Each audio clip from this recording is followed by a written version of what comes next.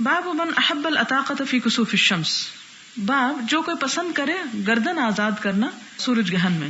حدثنا ربیع بن یحییٰ قال حدثنا زائدۃ عن ہشام عن فاطمہ عن اسماء قالت لقد امر نبی صلی اللہ علیہ وسلم بالعتاقۃ فی کسوف الشمس، کہ آپ صلی اللہ علیہ وسلم نے سورج گہن کے موقع پہ غلام آزاد کرنے کا حکم دیا. اب اس سے آپ اندازہ لگائیں کہ اسلام کوئی موقع نہیں جانے دیتا جب غلام آزاد نہ کروا دے. باب صلاۃ الکسوف فی المسجد، مسجد میں نماز کسوف پڑھنا. یہ اس لیے باب آیا ہے کہ کہیں ایسا تو نہیں کہ صلاۃ استسقاء یا عید کی نماز کی طرح اس کو شہر کے کسی جنگل یا میدان میں ہی ضرور پڑھنا ہوگا.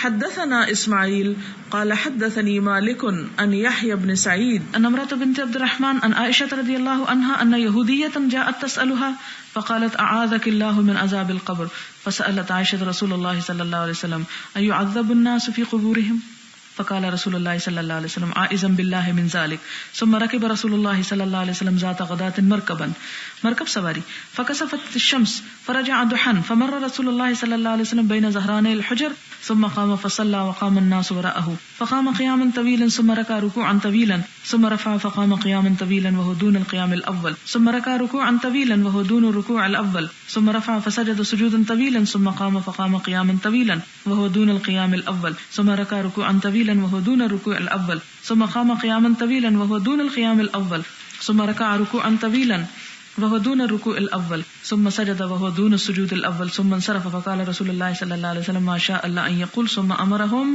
أن يتعوذوا من عذاب القبر. تو اس موقع پہ آپ صلی اللہ علیہ وسلم نے لوگوں کو عذاب قبر سے پناہ مانگنے کا حکم دیا تھا. باب لا تنكسف الشمس لموت احد ولا لحياته، رواه ابو بکر والمغیرہ وابو موسیٰ بن عباس بن عمر رضی اللہ عنہم. ان سب نے روایت کیا کہ سورج گہن کا کسی کی موت اور زندگی سے کوئی تعلق نہیں ہے. حدثنا مسدد قال حدثنا يحيى عن اسماعيل قال حدثني قيس عن ابي مسعود قال قال رسول الله صلى الله عليه وسلم الشمس والقمر لا ينكسفان لموت احد ولا لحياته ولكنهما آيتان من آيات الله فاذا رأيتموها فصلوا.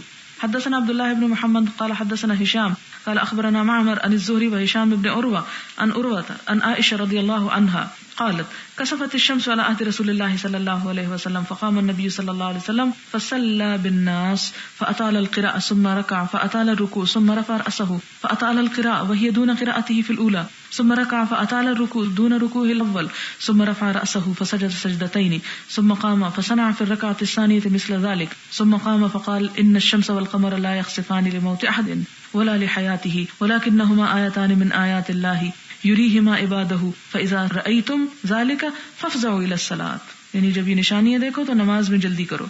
باب الذکر فی الکسوف، رواہ ابن عباس رضی اللہ عنہما، یعنی سورج گہن کے وقت اللہ کا ذکر کرنا. اور یہ اس لیے بھی شاید الگ باب آیا کہ بہت سے لوگ جیسے خواتین اگر نماز نہیں پڑھ سکتی ہیں اور اس وقت وہ دل بھی ان کا گھبرایا ہوا تو وہ کیا ذکر کر سکتی ہیں کہ نہیں، تو اس وقت وہ ذکر کر لیں. اور وہ بھی کر سکتے ہیں ذکر جو نماز بھی پڑھ چکے ہوں مثلا یا پڑھنا چاہتے ہوں. حدثنا محمد بن العلاء قال حدثنا ابو اسامہ عن برید بن عبد اللہ عن ابی بردہ عن ابی موسیٰ قال خسفت الشمس فقام النبی صلی اللہ علیہ وسلم فزعا یخشى ان تکون الساعة، آپ صلی اللہ علیہ وسلم سورج کے گہن ہونے سے ڈر گئے اور آپ نے سمجھا کہ شاید قیامت آ رہی ہے. فقام النبی صلی اللہ علیہ وسلم فزعا فیخشى ان تکون الساعة فأتى المسجد، مسجد آئے فصلى بأطول قیام ورکوع وسجود، تو آپ نے اپنے عام رکوع سجود اور قیام سے بڑھ کے لمبی نماز پڑھی. رأیتہ قط یفعلہ، میں نے ایسا آپ کو کبھی کرتے ہوئے نہیں دیکھا تھا. وقال هذه الآیات التي يرسل اللہ، یہ اللہ کی نشانی ہے جن کو بھیجتا ہے.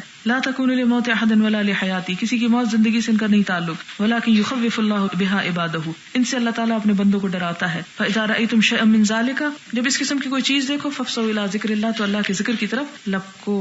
ودعائہ واستغفارہ، اور دعا کی طرف اور استغفار کی طرف. یعنی آپ کا جو گھبرانا تھا وہ دراصل کس لیے تھا کہ آپ اس بات سے گھبرا گئے کہ قیامت کا گہن تو نہیں لگ گیا.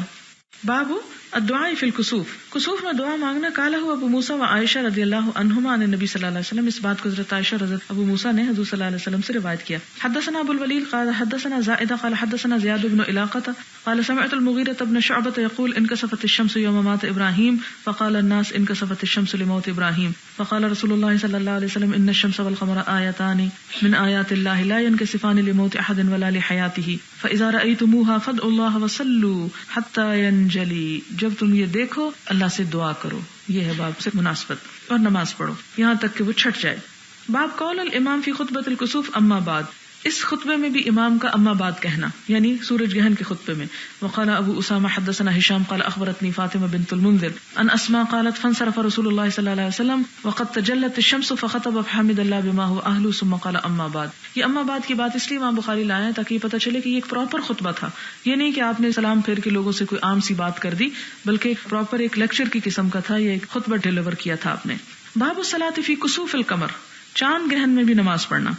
حدثنا محمود قال حدثنا سعيد بن عامر عن شعبة عن يونس عن الحسن عن ابي بكرة رضي الله عنه قال انكسفت الشمس على عهد رسول الله صلى الله عليه وسلم فصلى ركعتين. کہ سورج گرہن لگا حضور صلی اللہ علیہ وسلم کے زمانے میں تو آپ نے 2 رکعتیں پڑھی. اب یہ ہے کہ یہاں چاند کا تو ذکر نہیں، لیکن اگلی روایت میں چاند کی بات آ جائے گی، اس لیے کیونکہ سورج اور چاند دونوں ہی اس کی طرف آتے ہیں. پھر ایک اور حدیث ہے، اس میں سورج اور چاند کا بھی لفظ آتا ہے، لیکن امام بخاری نے اشارتاً یہاں یہ بات کی. حدثنا ابو معمر قال حدثنا عبد الوارث قال حدثنا يونس عن الحسن عن ابي بكر قال خسفت الشمس على عهد رسول الله صلى الله عليه وسلم فخرج يدور رداءه حتى انتهى الى المسجد وثاب الناس اليه. یہ نئے لفظ ہے اس حدیث میں، جس کا مطلب ہے کہ لوگ آپ صلی اللہ علیہ وسلم کی طرف لوٹ آئے، یعنی پلٹ آئے، جمع ہو گئے. فصلى بهم ركعتين فانجلت الشمس فقال ان الشمس والقمر آیتان. یعنی نماز تو آپ نے سورج گرہن کی پڑھائی، لیکن آپ نے چاند کا بھی ساتھ ذکر کر دیا. اس سے یہ اشارہ نکلتا ہے کہ چاند کے وقت بھی نماز پڑھ.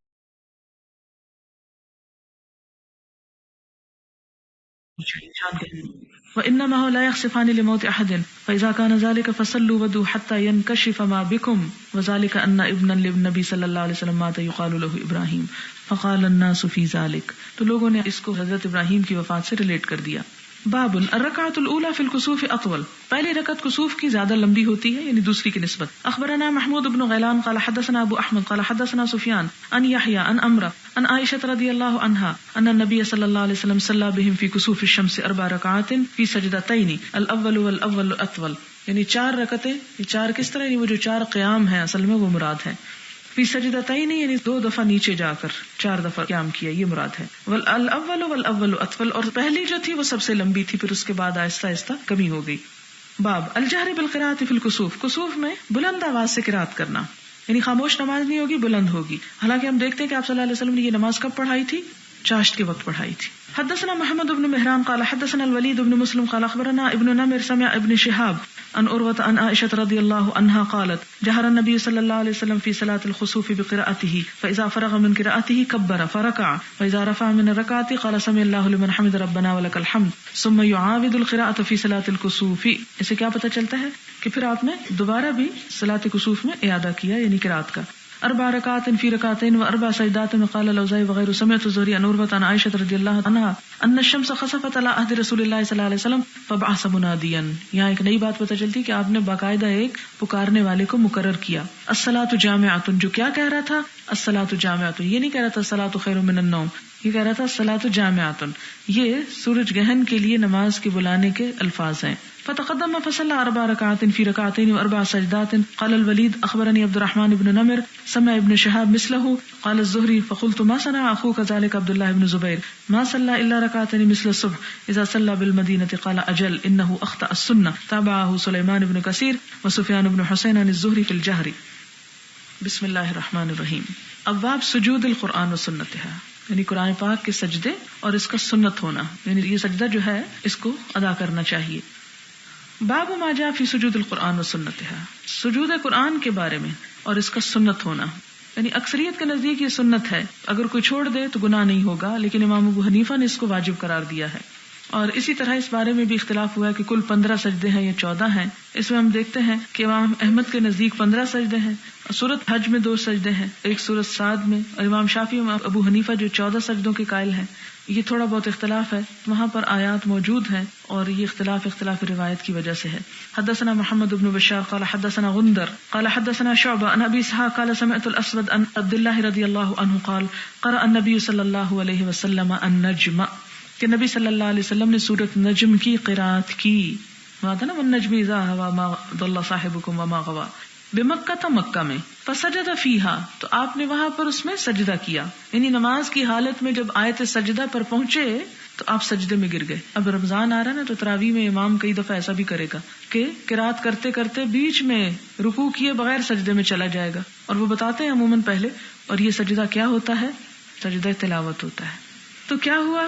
فسجد فیہا، آپ نے سجدہ کر لیا اس میں، وسجد من معہ، جتنے لوگ آپ کے آس پاس تھے مسلمان مشرک سب کے سب سجدے میں پڑ گئے. یعنی وہ انداز ایسا مسحور کن تھا پڑھنے کا کہ پڑھتے ہوئے یکا یک جب آپ سجدے میں گئے سب سجدے میں چلے گئے، غیر شیخ، سوائے ایک بوڑھے کے. اور وہ کون تھا؟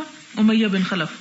اخذ کفا من حسن، اس نے کیا کیا؟ ایک مٹھی کنکریاں اٹھائی زمین سے، او ترابن، یا مٹی اٹھائی، فرفعہ الی جبہتی، اس مٹی کو اٹھا کے ماتھے کے ساتھ لگا لیا یہ کنکریوں کے، وقال، اور کہا یکفینی ھذا، مجھے یہی کافی ہے. فرأیتہ بعد ذلک قتل کافرا، تو راوی کہتے ہیں کہ میں نے اس کے بعد اس کو کفر کی حالت میں ہی قتل کیے ہوئے پایا تھا، یعنی قتل ہو گیا تھا، اور یہ بدر کے دن قتل ہوا تھا.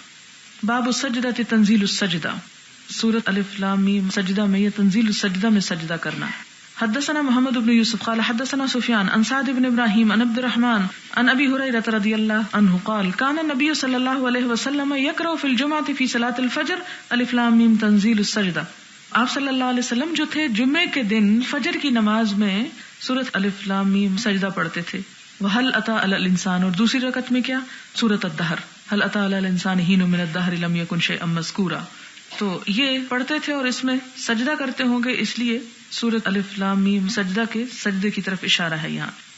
باب سجدہ صاد، سورۃ صاد کا سجدہ، کیونکہ اس میں بھی اختلاف ہے اس لیے امام بخاری اس کو لائیں کہ یہ سجدہ ہے اس میں. حدثنا سلیمان بن حرب و ابو نعمان قال، دونوں کہتے ہیں، کیا کہتے ہیں؟ حدثنا حماد هو ابن زید عن ایوب عن اکرمہ عن ابن عباس رضی اللہ عنہما قال صاد لیس من عزائم السجود. ابن عباس کہتے ہیں کہ صاد کا سجدہ جو ہے یہ تاکیدی سجدوں میں سے نہیں ہے، عزائم یعنی لازم نہیں ہے. وقد رأیت النبی صلی اللہ علیہ وسلم یسجد فیہا، اور میں نے نبی صلی اللہ علیہ وسلم کو اس میں سجدہ کرتے ہوئے دیکھا تھا. اس سے کیا پتہ چلتا ہے؟ انہی روایات کی وجہ سے بعض کہتے ہیں کہ سنت ہے، اگر سجدے کر لیے جائیں تو اچھا ہے، اگر کوئی نہیں کرتا تو گناہ نہیں. لیکن امام ابو حنیفہ تاکیداً اس کو کہتے ہیں، اور اس وجہ سے یہ رائے میں فرق ہوا. ابن عباس کی رائے یہ کہ صاد کا سجدہ لازم نہیں، لیکن ساتھ ہی یہ بھی کہتے ہیں کہ میں نے حضور کو کرتے ہوئے پایا، یعنی ہو سکتا ہے کہ کبھی آپ نے اس پہ کیا ہو کبھی نہ کیا ہو.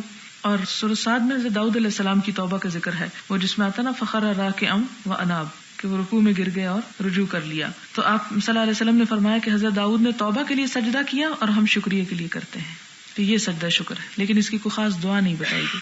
باب سجدۃ النجم، سورۃ نجم کا سجدہ. قالہ ابن عباس رضی اللہ عنہما نے نبی صلی اللہ علیہ وسلم، ابن عباس نے حضور صلی اللہ علیہ وسلم سے روایت کیا ہے.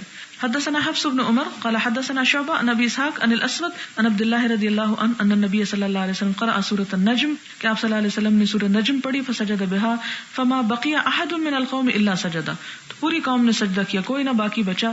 فاخذ رجل من القوم، لیکن ایک شخص نے قوم کے لے لی، کفن من حسن، کنکری او ترابن یا مٹی کی مٹھی، فرفعہ الی وجہہ، اور اپنے چہرے کی طرف اٹھا لیا، وقال، اور کہا یکفینی ھذا، مجھے یہی کافی ہے. قال عبداللہ کہتے ہیں، عبداللہ بن مسعود ہیں یہ، کہ فلقد رأیتہ بعد قتل کافرا، کہ اس کے بعد میں نے اسے کفر کی حالت میں قتل کیے ہوئے پایا، یعنی اسے ایمان نہ ملا.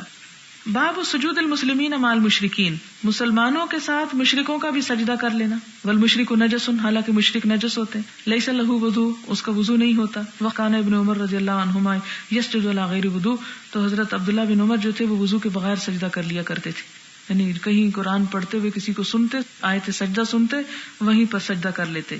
اور اس سے امام بخاری نے کہاں سے استدلال کیا ہے کہ حضور صلی اللہ علیہ وسلم کے ساتھ مشرکین نے بھی سجدہ کر لیا.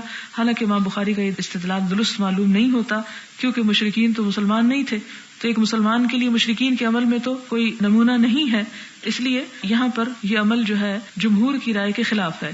یعنی سوائے عبداللہ بن عمر کے یہاں پر دوسرے تمام جو ہیں وہ یہ کہتے ہیں کہ یہ استدلال ابن عمر کا درست نہیں ہے اور امام بخاری کا بھی درست نہیں ہے. لہٰذا مشرکین اگر بغیر وضو کے کرتے ہیں تو وہ تو مسلمان ہی نہیں، ان کا تو ایک بے اختیار سجدہ تھا، لیکن مسلمان تو ارادے اور اختیار سے سجدہ کرتا ہے، اس لیے اس کو وضو کے ساتھ ہی سجدہ کرنا چاہیے. لیکن ایک اور دلیل بھی ہے جو یہاں ذکر نہیں ہے، وہ یہ کہ حجۃ الوداع کے موقع پر سجدہ کیا گیا تھا اور لوگوں نے جہاں جہاں کوئی بیٹھا تو کوئی اونٹنی پہ تھا وہیں پر کر لیا، کوئی کسی کی پیٹھ پہ، کمر پہ، وضو کے ساتھ بغیر وضو کے، تو اس سے بھی یہ استدلال لیا جاتا ہے. تو وہ استدلال بہتر معلوم ہوتا، لیکن یہاں یہ جو استدلال ہے امام بخاری کا یہ درست معلوم نہیں ہوتا، کیونکہ مشرکین تو ویسے ہی سجدہ نہیں کرتے. حدثنا مسدد قال حدثنا عبد الوارث قال حدثنا ایوب عن اکرمۃ عن ابن عباس رضی اللہ عنہما ان النبی صلی اللہ علیہ وسلم سجد بالنجم، کہ حضرت ابن عباس نے کہا کہ حضور صلی اللہ علیہ وسلم نے سورۃ نجم میں سجدہ کیا، وسجد مع المسلمون والمشرکون والجن والانس، جن و انس میں سے جو تھے سب نے سجدہ کیا۔ رواہ ابن طہمان عن ایوب، اس حدیث کو ابن طہمان نے بھی روایت کیا ہے۔ باب من قرأ السجدہ ولم یسجد، جو سجدہ کی آیت پڑھے اور سجدہ نہ کرے اس کا کیا حکم ہے۔ اس سے اصل میں امام بخاری اس رائے کا اظہار کر رہے ہیں کہ جن کے نزدیک سجدہ تلاوت واجب نہیں ہے، لیکن اس سے یہ لازم نہیں ہے، یہ بھی تو ہو سکتا ہے کہ وہ شخص اس وقت نہ کرے، کسی اور وقت کر لے، ٹھیک ہے نا۔ حدثنا سلیمان بن داود ابو الربیع قال حدثنا اسماعیل بن جعفر قال حدثنا یزید بن خصیفۃ عن ابن قصیط عن عطاء بن یسار انه اخبره انه سأل زید بن ثابت رضی اللہ عنہ فزعم انه قرأ على النبي صلی اللہ علیہ وسلم والنجم فلم يسجد فيها۔ عطاء بن یسار زید بن ثابت سے پوچھتے ہیں کہ کیا سورہ والنجم میں سجدہ ہے؟ انہوں نے کہا میں نے حضرت صلی اللہ علیہ وسلم کو یہ سورت پڑھ کے سنائی تھی اور آپ نے اس میں سجدہ نہیں کیا تھا۔ یعنی جیسے کہ بچے سبق سناتے ہیں استاد کو، مثلاً آپ دیکھیں کہ جو لوگ حفظ کراتے ہیں، اگر وہ آیت سجدہ حفظ کرا رہے ہیں تو ان پہ تو پڑھ گئے بہت سارے سجدے، تو ایسی صورت میں جب کہ کوئی پڑھ کے سنا رہا ہو اور وہ تلاوت غرض نہ ہو، صرف سبق سنانا مقصود ہو، تو اگر وہ سجدہ نہ بھی کیا جائے تو حرج نہیں ہے۔ حدثنا آدم بن ابی ایاس قال حدثنا ابن ابی ذئب قال حدثنا یزید بن عبد الله بن قصیط عن عطاء بن یسار عن زید بن ثابت قال قرأت على النبي صلی اللہ علیہ وسلم والنجم فلم يسجد فيها۔ حضرت زید بن ثابت کہتے ہیں کہ میں نے نبی صلی اللہ علیہ وسلم پر پڑھا کیا، والنجم، سورۃ نجم، فلم یسجد فیہا، اور اس میں انہوں نے سجدہ نہیں کیا۔ یعنی اس سے یہ بھی پتہ چلتا ہے کہ فوری طور پر بھی سجدہ ضروری نہیں، اور یہ بھی پتہ چلتا ہے کہ ایک مجلس میں اگر 10 دفعہ کوئی سجدہ کی آیت پڑھے تو بھی ایک سجدہ کافی ہو جاتا ہے۔ باب السجدہ اذا السماء انشقت، سورۃ اذا السماء انشقت کا سجدہ۔ حدثنا مسلم بن ابراہیم و معاذ بن فضالہ قال اخبرنا ہشام عن یحیی عن ابی سلمہ قال رأیت ابا ہریرہ رضی اللہ عنہ قرأ اذا السماء انشقت فسجد بها فقلت یا ابا ہریرہ الم ارک تسجد، میں نے کہا ابو ہریرہ کیا میں نے تمہیں سجدہ کرتے نہیں دیکھا، یعنی میں نے تمہیں سجدہ کرتے دیکھا ہے تو تم نے یہاں سجدہ کیوں کیا ہے؟ قال لو لم ارى النبي صلی اللہ علیہ وسلم يسجد لم اسجد، کہ اگر حضور صلی اللہ علیہ وسلم سجدہ نہ کرتے تو میں بھی نہ کرتا، یعنی یہاں پر سجدہ کرنا چاہیے۔ اس سے امام بخاری حدیث اس لیے لائیں کہ امام مالک کے نزدیک 11 سجدے ہیں اور وہ سورۃ اذا السماء انشقت اس کا سجدہ نہیں مانتے۔ آپ کہیں گے یہ کیا بات ہوئی، ایک 11 کہتا ہے، دوسرا 14 کہتا ہے، تیسرا 15 کہتا ہے، ہم کیا کریں؟ تو مشکل یہ ہے کہ احادیث ان ائمہ کے بعد جمع ہوئی ہیں، یعنی امام مالک بہت ابتدا میں آگے تھے اور امام مالک نے بھی احادیث جمع کی اور کتاب موطا لکھی۔ پہلی حدیث کی جو کتاب جمع کی گئی وہ موطا ہے۔ آپ کو معلوم ہے کہ امام مالک جو تھے وہ 40 سال تک اس کو جمع کرتے رہے، لکھتے رہے، کاٹتے رہے، پڑھتے رہے، اور اسی لیے اس کا نام موطا رکھا گیا۔ وطا کا مطلب ہوتا ہے روندنا، یعنی بہت زیادہ اس میں غور و فکر کیا گیا اور بہت زیادہ اس کو پڑھا گیا اور اس کی چھان پھٹک کی گئی، اور اس کے باوجود سارا علم جمع نہیں ہوا تھا۔ کیوں؟ اس لیے کہ آپ صلی اللہ علیہ وسلم کی وفات کے بعد صحابہ کرام بعض جہاد کی وجہ سے، بعض اور اسباب سے بہت علاقوں میں پھیل گئے تھے اور ان کے ساتھ ساتھ علم بھی پھیل گیا تھا۔ اسی وجہ سے ہم دیکھتے ہیں کہ وہ ایک ایک حدیث کے لیے مہینے کا سفر کر کے جا رہے ہیں، کیونکہ جب آپ صلی اللہ علیہ وسلم خود موجود تھے تو لوگوں کو ضرورت پیش نہیں آتی تھی کہ کسی اور سے پوچھیں، وہ ڈائریکٹ آپ سے پوچھتے تھے۔ لیکن جب آپ کی وفات ہو گئی تو پھر لوگوں کو پریشانی ہوئی اور انہوں نے ان چیزوں کو جمع کرنا شروع کر دیا۔ ہوتے ہوتے یہ پھر 3ری صدی میں سب کچھ جا کے ایک جگہ پر اکٹھا ہوا ہے۔ اس سے پہلے جو لوگ تھے وہ کسی کے پاس ایک حصہ ہے، کسی کے پاس دوسرا ہے، تو جس کو جو ملا اس نے وہی عمل کر لیا۔ جیسے آپ دیکھیں کہ کچھ مسلمان فوت ہو گئے تھے بیت اللہ کی طرف قبلے کا حکم آنے سے پہلے ہی، تو اللہ تعالیٰ نے کیا فرمایا؟ ما کان اللہ لیضیع ایمانکم، اللہ تمہارے ایمان کو، تمہاری نمازوں کو ضائع نہیں کرتا، کیونکہ صحابہ کرام نے کہا کہ اگر ہمارا اصل قبلہ بیت اللہ تھا تو بیت المقدس کی طرف جنہوں نے نمازیں پڑھی اور انہوں نے ابھی ادھر رخ ہی نہیں کیا، ان کا کیا بنا؟ ایک شخص مسلمان ہوا اس اسلام میں اور نمازیں جتنی بھی اس نے پڑھی اپنی زندگی میں ساری بیت المقدس کی طرف تھی، اس کو موقع ہی نہیں ملا بیت اللہ کی طرف منہ کر کے نماز پڑھنے کا، کیونکہ اس پیریڈ میں روک دیا گیا تھا۔ اب لوگوں کو فکر ہوا کہ اگر اصل قبلہ یہ تھا تو اس کا کیا بنے گا جو فلاں شخص اس دوران میں نمازیں پڑھ کے مر گیا۔ اللہ تعالیٰ کیا فرماتے ہیں؟ اللہ نے تمہاری نمازیں ضائع نہیں کی۔ کیوں؟ اس لیے کہ اس کو وہی حکم پہنچا تھا اور وہ اسی پر تھا، اس نے اسی کو صحیح سمجھ کے کیا، اس کی وفات ہوئی، اس کا وہی عمل قابل قبول ہو گیا۔ لیکن ایک وہ شخص جو کہے کہ اچھا اس نے وہ کیا تھا تو میرے لیے بھی وہی کافی ہے، اور وہ کعبہ کو چھوڑ کر ادھر منہ کر لے، تو یہ درست نہیں ہوگا۔ اسی طرح امام مالک کو ہو سکتا ہے کہ یہ حدیث ہی نہ پہنچی ہو کہ جس میں سورۃ اذا السماء انشقت کے سجدے کا ذکر ہے، اس لیے اگر انہوں نے اس کے خلاف اپنی رائے کا اظہار کیا ہے تو اس میں کوئی اچنبھے کی بات نہیں ہونی چاہیے اور کوئی پریشانی کی بات نہیں. ہم دیکھتے ہیں کہ جب بعد میں چیزیں جمع ہوگی اور یہ روایت مل گئی تو ہمیں امام مالک کی رائے چھوڑ کر پھر اس حدیث کو لے لینا چاہیے اور اس میں سجدہ کو اختیار کر لینا چاہیے، اور اس امام کی رائے کو لے لینا چاہیے کہ جن تک یہ حدیث پہنچی تھی اور انہوں نے 14 کا ذکر کیا یا پھر 15 کا بھی ذکر ہوا. تو یہ چیز جو ہے یہ بڑی نیچرل ہے، اور علم کا جو نیچرل فلو تھا، ان نیچرل نہیں تھا کہ سب لوگوں کو زبردستی پکڑ کے ہر چیز رٹوا دی گئی، نہیں، اس میں بہت وسعت تھی. پھر اسی طرح آگے آتا ہے باب من سجد لسجود القارئ، سننے والے کا سجدہ کرنا جبکہ وہ قاری پڑھ رہا ہو. وقال ابن مسعود کہتے ہیں لتمیم ابن حزلم، تمیم بن حزلم کو، وهو غلام، اور وہ لڑکے تھے، فقرأ علیہ سجدۃ، تو انہوں نے آپ پر سجدہ کی آیت پڑھی. فقال، تو انہوں نے کہا، کیا کہا؟ اسجد، سجدہ کرو، فإنک امامنا فیہا، کیونکہ تو ہمارا امام ہے اس سجدے میں. تو اس سے کیا پتہ چلتا ہے کہ سننے والے کو اس وقت سجدہ کرنا چاہیے جب پڑھنے والا سجدہ کر لے، یعنی اس کے پیچھے اس کو فالو کرنا چاہیے، اس سے پہلے نہیں کرنا چاہیے. مراد یہ ہے خواہ وہ غلام ہی، اور غلام کا لفظ کیوں لائے امام بخاری کہ اگر کوئی شخص غلام ہے اور وہ آیت پڑھا تو آپ کہیں اچھا ہم غلام کے پیچھے کیوں سجدہ کریں، یا کوئی بچہ پڑھ رہا تو آپ کہیں اچھا بچے کے پڑھنے سے میں سجدہ کروں، نہیں، یا کوئی عورت پڑھ رہی ہے اور مرد سن رہا ہے تو کہیں اچھا عورت کے پیچھے ہم سجدہ کر لیں. تو امام بخاری یہ لا کر یہ بتا رہے ہیں کہ سجدہ کی آیت کوئی بھی پڑھے، سننے والے کو سجدہ کر لینا چاہیے اس کے پیچھے. حدثنا مسدد قال حدثنا يحيى حدثنا عبيد الله قال حدثني نافع عن ابن عمر رضي الله عنهما قال كان النبي صلى الله عليه وسلم يقرأ علينا السورة التي فيها السجدة، کہ نبی صلی اللہ علیہ وسلم ہمارے سامنے سورت پڑھتے جس میں سجدہ ہوتا. فيسجد ونسجد حتى ما يجد احدنا موضع جبهته، تو آپ سجدہ کرتے پھر ہم بھی سجدہ کرتے اور یہاں تک کہ بعضوں کو پیشانی زمین پر رکھنے کی جگہ نہ ملتی تھی. حتی ما یجد احدنا، یہاں تک کہ نہ پاتا ہم میں سے کوئی ایک، کیا نہ پاتا؟ موضع جبہتہ، اپنی پیشانی کی جگہ. اس سے کیا پتا چلتا ہے کہ کتنی کثرت سے لوگ سجدے کی آیت پر سجدہ کیا کرتے تھے. اگر زمین پہ جگہ نہیں ملی تو دوسرے کی پشت پہ ہی سجدہ کر لیا، جہاں جگہ ملی وہیں پر سجدہ کر لیا.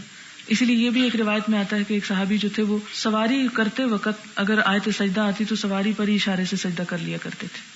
باب ازدحام الناس اذا قرأ الامام السجدہ، لوگوں کا ہجوم جب امام سجدہ کی آیت پڑھے. حدثنا بشر بن آدم قال حدثنا علی بن مسہر قال اخبرنا عبید اللہ ان نافع عن ابن عمر قال كان النبي صلی اللہ علیہ وسلم يقرأ السجدة، کہ نبی صلی اللہ علیہ وسلم سجدہ کی آیت پڑھتے تھے. ونحن عنده، اور ہم آپ کے پاس تھے. فيسجد ونسجد معه فنزدحم حتى ما يجد احدنا لجبهة موضع يسجد عليه. اس سے کیا پتہ چلتا ہے کہ ہجوم کی حالت میں کسی کی کمر پہ سجدہ کیا جا سکتا ہے. جیسے آپ حج اور عمرے کے دوران بعض اوقات ایسی جگہ پہ آ جاتے ہیں کہ جہاں زمین پہ، اور جمعے کے دن خاص طور پر وہاں پر، اور عید کے دن فرش پہ خوش قسمت لوگوں کو سجدے کا موقع ملتا ہے، یا ختم کے دن، تراویح کی آخری رات، دعا کے دن. تو اس سے کیا پتہ چلتا ہے کہ اگر انسان زمین پہ جگہ نہیں ملتی تو دوسرے کی کمر پہ یا جہاں بھی کوئی چیز جو بھی سامنے آ جائے اس پہ سجدہ کیا جا سکتا ہے. سوال ہے، آیات قیامت والی حدیث میں آپ نے نجد کی تعریف اس طرح کی کہ اس میں انڈو پاک کے علاقے بھی شامل ہیں، جبکہ صحیح مسلم اس حدیث کو پڑھتے ہوئے ہمارے استاد محترم نے اس طرح ایکسپلین کیا تھا کہ نجد سے مراد عراق کا علاقہ ہے، وہیں سے فتنوں کا ظہور ہوگا. پلیز واضح کر دیں. آپ اگر حدیث دوبارہ پڑھیں تو اس میں صرف نجد کا لفظ نہیں آتا، مشرقی علاقے آتے ہیں، اور اس جگہ سے مشرقی علاقے کی حد نجد پہ ختم نہیں ہو جاتی، وہاں سے مشرقی علاقوں میں سب چیزیں آ جاتی ہیں، اور نجد کا الگ سے بھی ذکر آتا ہے. تو ہم اس کو نجد بھی کہہ سکتے ہیں، اور نجد کے بعد کے ممالک جو ہیں اس ڈائریکشن پر، اس پہ، کیونکہ جب آپ نے یمننا اور شامنا کا لفظ استعمال کیا تو دائیں اور بائیں کی بات کی، اور اس کے مقابلے میں جب مشرق کی طرف کی بات کی تو اس میں صرف ایک خاص علاقہ نہیں، آپ نے نجدنا نہیں اس روایت میں کہا بلکہ مشرقی علاقوں کی طرف اشارہ کیا، تو اس سے مراد یہ بھی ہو سکتے ہیں. سوال ہے، نماز کسوف یا خسوف میں جب لمبا رکوع کرتے ہیں یا سجدہ کرتے ہیں تو اس رکوع میں کیا صرف تسبیح پڑھتے ہیں یا پھر قرات بھی کرتے ہیں؟ نہیں، صرف تسبیح پڑھتے ہیں. رکوع اور سجدے میں تسبیحات ہی پڑھی جاتی ہیں اور کثرت سے پڑھی جاتی ہیں، اس لیے وہ لمبے ہو جاتے ہیں. یعنی خصوصاً کسوف اور خسوف کی نماز میں آپ صلی اللہ علیہ وسلم کی سنت یہ ہے کہ سجدہ اور رکوع طویل کیا گیا. سورج گہن یا چاند گہن کو پہلے زمانے میں کہتے تھے کہ اور دوسری چیزوں کی طرح ان پر خدا کا عذاب ہوتا ہے، اس وجہ سے نماز کسوف پڑھتے تھے، یعنی سورج کا عذاب ٹل جائے. حدیث میں ایسی بات نہیں ہے. جی ہاں، ایسی نہیں ہے.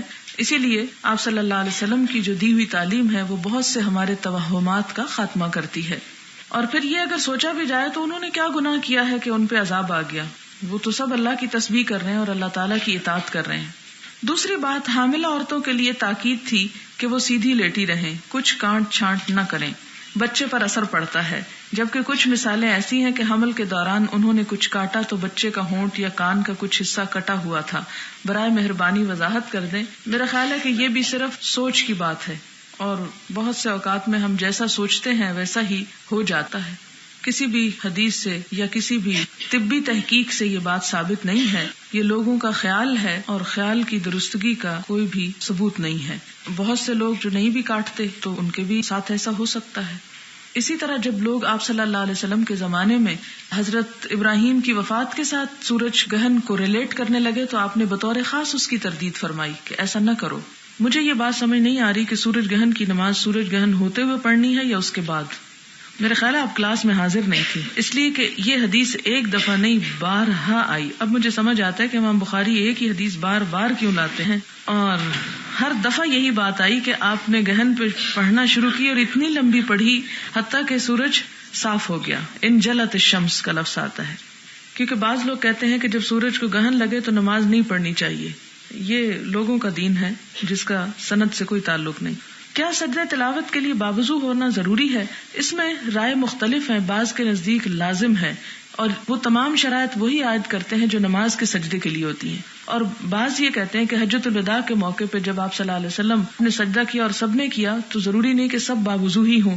اور اسی طرح وہ امام بخاری مکہ کا وہ واقعہ لائیں کہ جس میں آپ نے سورۃ النجم پڑھی اور سجدہ کیا تو جو بھی تھے سب جھک گئے سوائے ایک بوڑھے کے۔ لیکن یہ ہے کہ ان دونوں رائےوں میں بہتر یہی ہے کہ احتیاط، کہتے ہیں نا کہ وہ چیز جو تمہیں شک میں ڈالے اسے چھوڑ دو، اور وہ لے لو جو شک سے پاک ہو۔ تو تقویٰ کا تقاضا بھی یہی ہے، اس لیے ہم ان دو رائےوں میں احتیاط والی اور افضل رائے لیں کہ جس میں باوضو سجدہ کرنا چاہیے۔ حدیث میں ہے لوگ قرآن پڑھتے وقت سپارے پر سجدہ کرتے ہیں، کیا ایسا کر سکتے ہیں؟ میرا خیال ہے حدیث میں تو یہ نہیں ہے، لیکن سپارے پہ سجدہ نہیں کرنا چاہیے۔ آپ اس کو بند کر کے ایک طرف کر لیں، اور تکیہ ہو یا اسی طرح کوئی بھی اور چیز جو پاک ہو تو اس پہ آپ سجدہ کر سکتے ہیں۔ اگلا سوال ہے کہ اگر کیسٹ سے قرآن پاک سنیں اور تلاوت کے دوران سجدہ آ جائے تو کیا سجدہ کرنا ہوگا؟ جی ہاں، جب آپ غور سے سن رہے ہوں گے تو آپ کو کرنا ہوگا، لیکن اگر آپ کو پتہ ہی نہیں چلا اور آیت گزر گئی تو اس صورت میں پھر نہیں ہوگا۔ اگلا سوال ہے جاگنے والے پر نماز کے لیے سوئے ہوئے کو اٹھانے کی ذمہ داری کس حد تک ہے؟ اگر فرض نماز کا ٹائم ہے تو آپ کو جگانا پڑے گا۔ کیا ایک دفعہ کہنا کافی ہے؟ نہیں، ایک دفعہ کہنا کافی نہیں، کیونکہ بعض اوقات ایک دفعہ سے دوسرے لوگ نہیں اٹھتے، اور یا پھر زبردستی اٹھانا چاہیے۔ اس میں یہ ڈیپینڈ کرتا ہے کہ آپ کس کے ساتھ یہ زبردستی کر رہے ہیں۔ کیا ہمیں یہ اختیار اور اجازت ہے کہ ہم کسی کی تکلیف یا تھکاوٹ سے واقف ہوں تو اس وجہ سے اسے نماز کے وقت نہ اٹھائیں کہ جب خود آنکھ کھلے گی تو پڑھ لے گا؟ نہیں، آپ اسے اٹھائیں، وہ پڑھ کے دوبارہ سو جائے۔ لیکن ان الصلاۃ کانت علی المؤمنین کتابا موقوتا، نماز تو وقت کی پابندی کے ساتھ فرض ہے، اور 10 سال کے ہوں تو بچوں کے ساتھ بھی پھر تھوڑی سختی کرنے کی اجازت ہے، تو بڑوں کے ساتھ بھی اس کی جا سکتی ہے، لیکن ڈیپینڈ کرتا ہے نا کہ آپ کی وہ سختی ہے کیسے۔ اس میں آپ ایک دفعہ ہلائیں آرام سے، دوسری دفعہ تھوڑا اس سے اگلا زیادہ جھٹکا، اور تیسری دفعہ پکڑ کے ہاتھ سے اٹھا کے بٹھا دیں۔ یعنی جیسے میں اپنے بچوں کو ایک ہلے میں نہیں جگاتی، کیونکہ ایک ہلے میں وہ ڈر جاتے ہیں، نفرت پیدا ہوتی ہے۔ آپ ایک دفعہ کہیں، تھوڑا سا بولیں، تھوڑا سا ہلائیں جلائیں، پھر چلے جائیں اور کوئی کام کر لیں، تھوڑی دیر بعد پھر تیسری دفعہ اگر نہیں اٹھے تو پھر آپ بستر بھی ہٹا دیں اور ان کو اٹھا کے بٹھا دیں، کیونکہ بچے ہیں نا، ان کو تو نہیں آنکھ کھلتی، ان کی ہماری نیند اور ان کی میں بہت فرق ہے، تو اپنے پہ نہیں قیاس کرنا چاہیے۔ بعض اوقات آپ اٹھاتے ہیں ان کو اور آپ بتاتے ہیں میں تیسری دفعہ اٹھا رہی ہوں، تو کہتے ہیں نہیں آپ پہلی دفعہ اٹھا رہے ہیں۔ وآخر دعوانا الحمد للہ رب العالمین۔ سبحانک اللہم وبحمدک، نشہد ان لا الہ الا انت، نستغفرک ونتوب الیک۔ والسلام علیکم ورحمۃ اللہ وبرکاتہ۔